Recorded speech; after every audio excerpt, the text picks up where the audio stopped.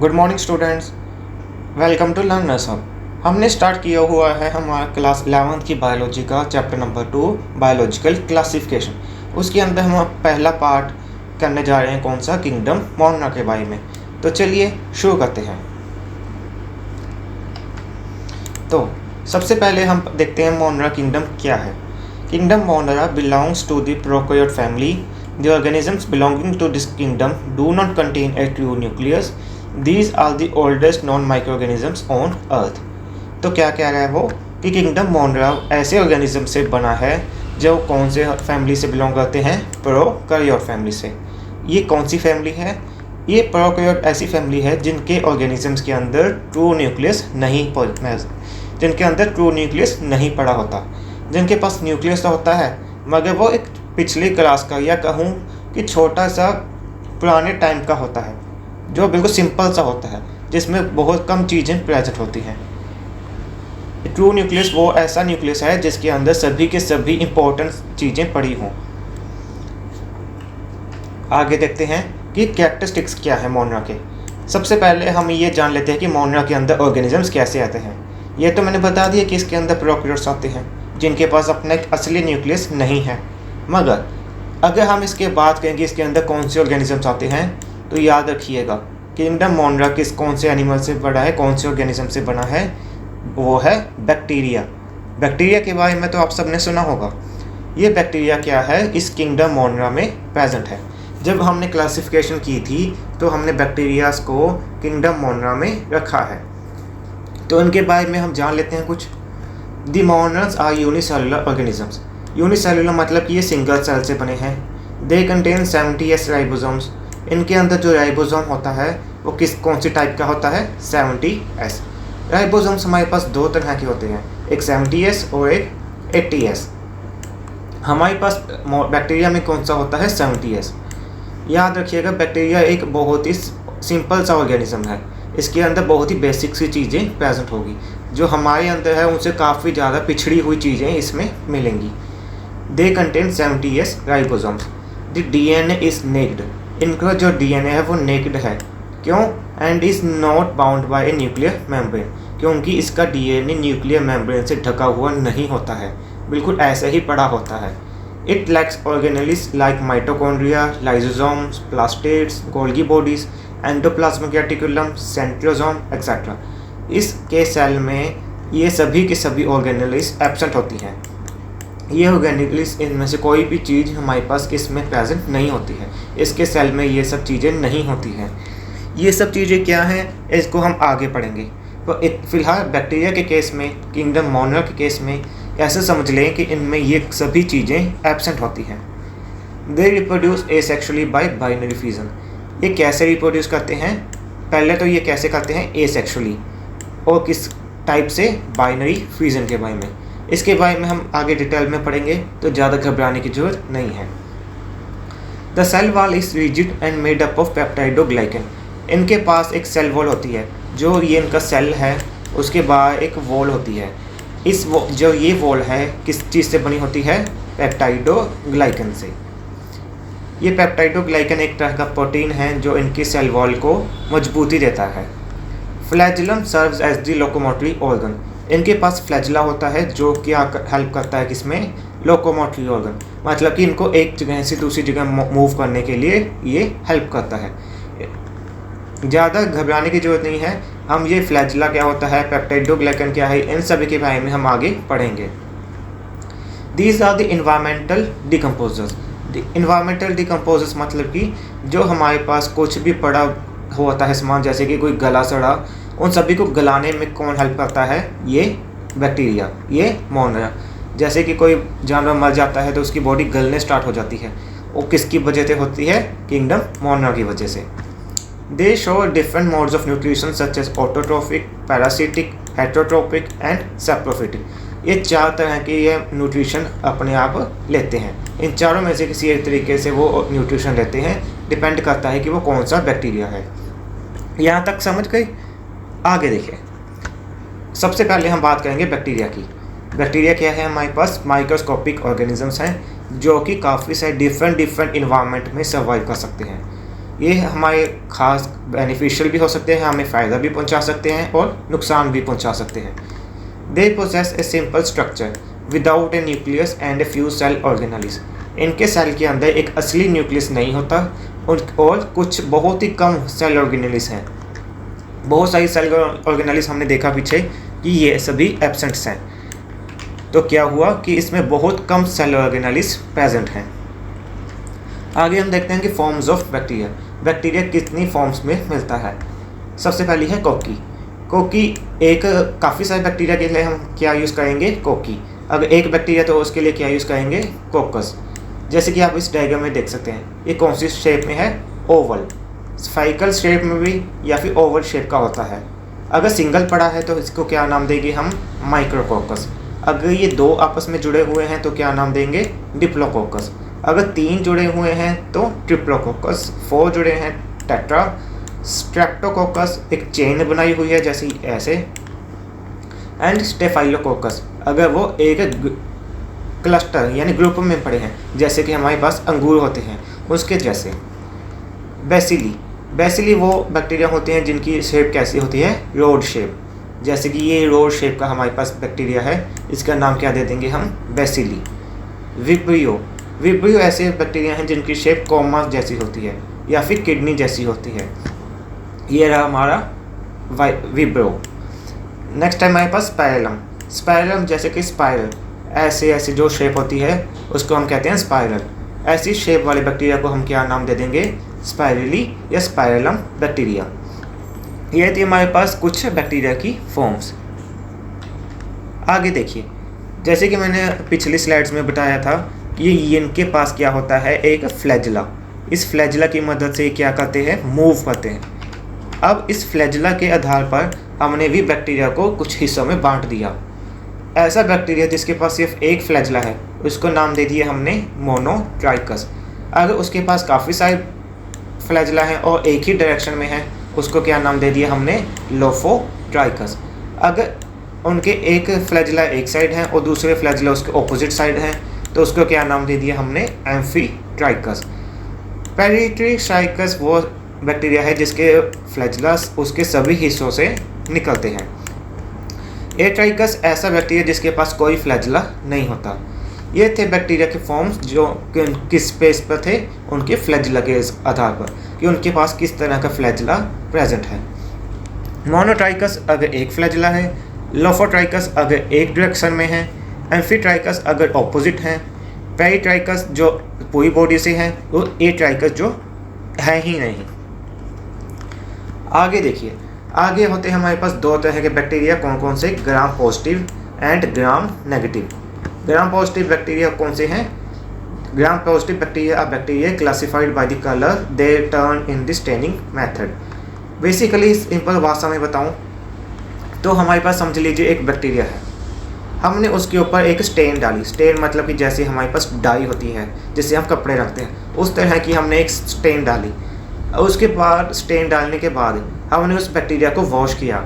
अगर वॉश करने के बाद उस पर स्टेन है तो वो क्या हो जाएगा, हमारा ग्राम पॉजिटिव। अगर उसके पास स्टेन नहीं है तो वो क्या हो जाएगा, हमारा ग्राम नेगेटिव। उस स्टेन का नाम क्या है, उस स्टेन का नाम है crystal violet plus iodine. Crystal violet plus iodine, इस स्टेन को हम यूज़ करते हैं उसको देखने के लिए कि उसके पास रंग रहता है धोने के बाद या नहीं रहता। अगर उनके पास रंग रहता है तो वो क्या हो जाएंगे, ग्राम पॉजिटिव। अगर उनके पास रंग नहीं रहता है, वो साफ़ हो जाता है, तो उसका नाम क्या होगा, ग्राम नेगेटिव। ये थे हमारे ग्राम पॉजिटिव बैक्टीरिया और ग्राम नेगेटिव बैक्टीरिया।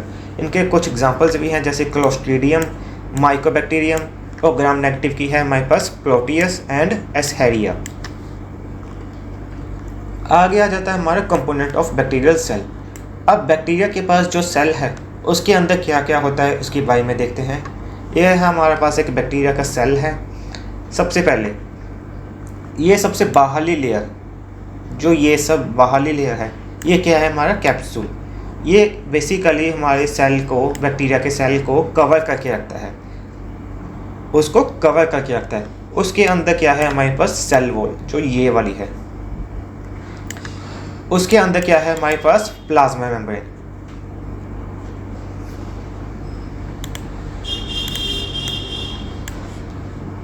एक बार फिर से देखिए, ये वाली लेयर है, ये कौन सी है हमारे पास? Cell wall.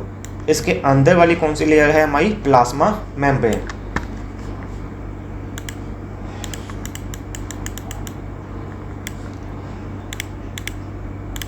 उसके बाद ये कैप्सूल हमारी सबसे बाहरली लेयर, उसके अंदरली लेयर हमारी सेल वॉल, उसके भी अंदर की लेयर हमारी प्लाज्मा मेम्ब्रेन। साइटोप्लाज्म, ये सभी लिक्विड सा पड़ा है जो अंदर, वो क्या है हमारा? साइटोप्लाज्म। इसके अंदर काफ़ी सारी ऑर्गेनेल्स हैं, जैसे कि हमारे पास ये मीजोसोम है। इस मीजोसोम का काम क्या है? इस सेल को, इस बैक्टीरिया को क्या प्रोवाइड करना? किस में हेल्प करना? रेस्पिरेशन में।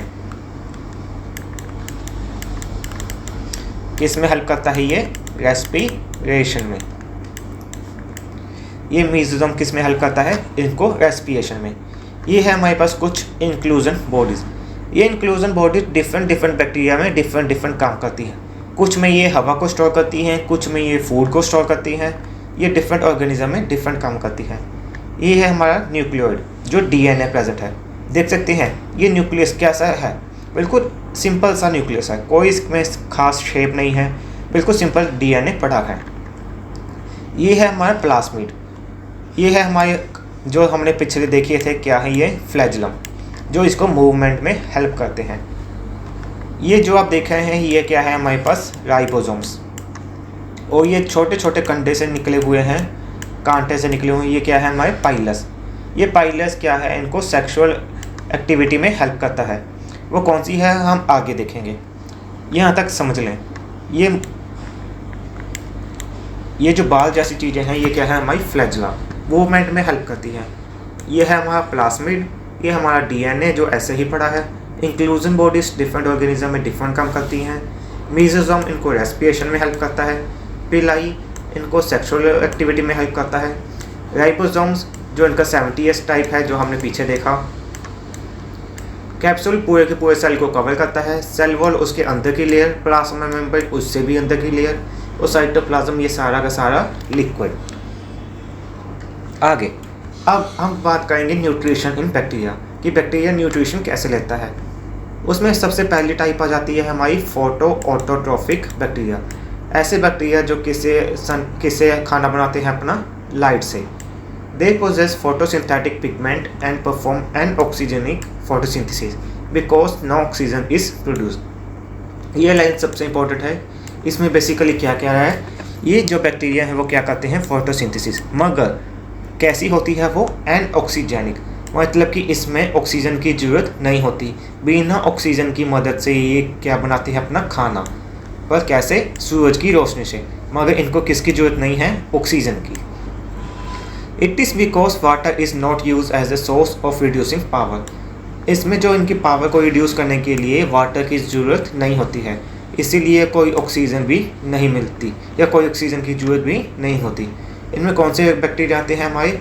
Green sulphur bacteria, purple sulphur bacteria and purple non sulphur bacteria. ये बैक्टीरिया हैं फोटो ऑटोट्रोफिक। आगे हमारे कीमो ऑटोट्रोफिक, ऐसे बैक्टीरिया जो इससे खाना बनाते हैं केमिकल से। इसमें सबसे पहले टाइप आ जाती है नाइट्रीफाइंग बैक्टीरिया।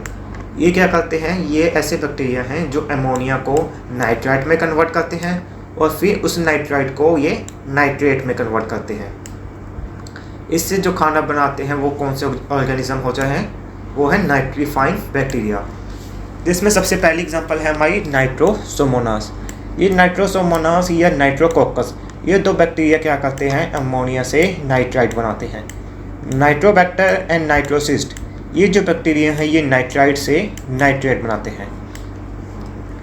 आगे है हमारे पास सल्फर ऑक्सीडाइजिंग बैक्टीरिया, वो बैक्टीरिया जो सल्फर की मदद लेते हैं। इसमें वो क्या करेंगे? ऑक्सीडाइज सल्फर, हाइड्रोजन सल्फाइड और थायोबैक्सिलस टू मॉलिक्यूलर सल्फर और सल्फेट्स। बेसिकली इसमें क्या करेंगे? जो हमारा ये बेगिएटो है, ये क्या करता है? हमारा हाइड्रोजन सल्फाइड को तोड़कर क्या बना जाता है? सिर्फ सल्फर। बेगिएटोआ एंड थायोबैसिलस ये क्या करते हैं? हाइड्रोजन सल्फाइड को तोड़कर उससे सल्फर बना लेते हैं, और इस सल्फर से अपना खाना बनाते हैं। ये थे हमारे कीमोट्रोफिक बैक्टीरिया। नेक्स्ट आ जाते हैं हमारे पास सेप्रोफिक बैक्टीरिया। ऐसे बैक्टीरिया जो किस पर फीड करते हैं, डेड और डिकेइंग मैटर पर, मतलब कि जो मरी हुई चीज़ें हैं, जो गली हुई चीज़ें हैं, उनसे खाना बनाते हैं, उनको क्या कहते हैं, सैप्रोफाइट्स। इनको एक और नाम भी दिया जाता है, कैसा, नेचर्स स्कैवेंजर्स। नेचर के स्कैवेंजर भी कहते हैं, क्योंकि ये क्या करते हैं, मरे हुए जीवों पर खाना बनाते हैं। मरे हुए जीवों को अगर ये खाना बनाएंगे तो वो ख़त्म होते जाएंगे, जिससे हमारी अर्थ, जो हमारी पृथ्वी है, वो साफ रहेगी। आगे है हमारे पास सिम्बायोटिक बैक्टीरिया। ऐसे बैक्टीरिया जो एक साथ मिलकर रहते हैं, जैसे कि इस मिलने जुलने वाले रिलेशनशिप को कहेंगे हम सिम्बायोटिक रिलेशनशिप। जैसे कि एक है हमारे पास बैक्टीरिया राइजोबियम। ये बैक्टीरिया क्या करता है, लेग्यूम्स प्लांट्स की जड़ों में रहता है। ये बैक्टीरिया लेग्यूम्स प्लांट्स की जड़ों में रहता है। जो ये प्लांट हैं, ये इस बैक्टीरिया को घर प्रोवाइड करते हैं और ये बैक्टीरिया उनको नाइट्रोजन प्रोवाइड करता है। ऐसे एक दूसरे से ये मिलकर रहते हैं। आखिरी टाइप आ जाते हैं हमारे पास पैरासिटिक बैक्टीरिया। ऐसे बैक्टीरिया जो पूरी तरह दूसरे पर डिपेंड होते हैं। ये डिजीज़ कर भी सकते हैं और नहीं भी कर सकते। एक एग्जांपल है हमारे पास टेटनस की। वो कौन क्रिएट करता है, हमारा क्लोस्ट्रीडियम टेटनी। ये जो बैक्टीरिया है, ये क्या डिजीज़ क्रिएट करता है, टेटनस की।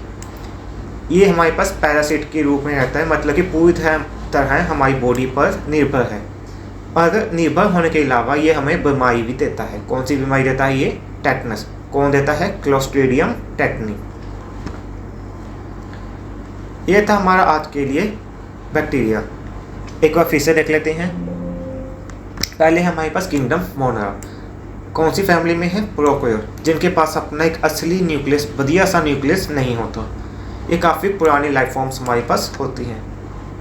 क्या क्या कैरेक्टरिस्टिक्स हैं इसके, एक सेल से बनी होती हैं, 70S का राइबोसोम है, DNA नेक्ड होता है, इनके पास ऐसी कोई भी ऑर्गेनेली नहीं होती, ये एसेक्सुअली रिप्रोड्यूस भी करते हैं और सेक्सुअली भी करते हैं। इसके बारे में हम अगली वीडियो में देखेंगे।